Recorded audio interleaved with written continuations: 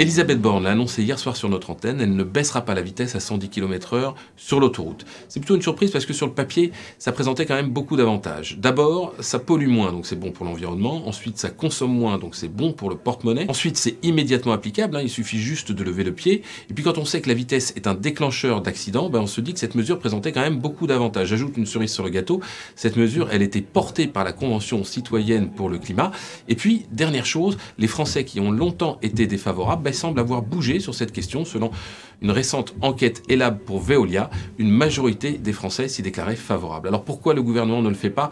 Eh bien parce qu'il est traumatisé, le gouvernement, d'une précédente décision, celle qu'avait prise Édouard Philippe en 2018, de baisser la vitesse à 80 km/h sur le réseau secondaire, c'est-à-dire les routes nationales et départementales. Et ça a été souvent cité, analysé comme une des racines du mouvement des Gilets jaunes, même si celui-ci s'était surtout déclenché à cause de la hausse des prix du carburant et de l'annonce d'une taxe carbone. C'est la raison pour laquelle Emmanuel Macron avait directement, immédiatement retoqué cette proposition à la sortie de la Convention citoyenne pour le climat. C'est dommage parce que les 110 km/h, ça aurait été un symbole. Et les symboles, c'est important en politique, notamment pour cet exécutif qui est souvent accusé d'inaction sur le climat par les ONG, par les associations et par l'opposition. Oui, mais voilà, Elisabeth Borne l'a dit hier soir, elle ne veut pas incarner une écologie punitive, elle ne veut pas prendre le risque de fracturer la société. Entre le reproche de ne pas en faire assez et l'accusation d'en faire trop, elle a choisi la prudence pour éviter la sortie de route.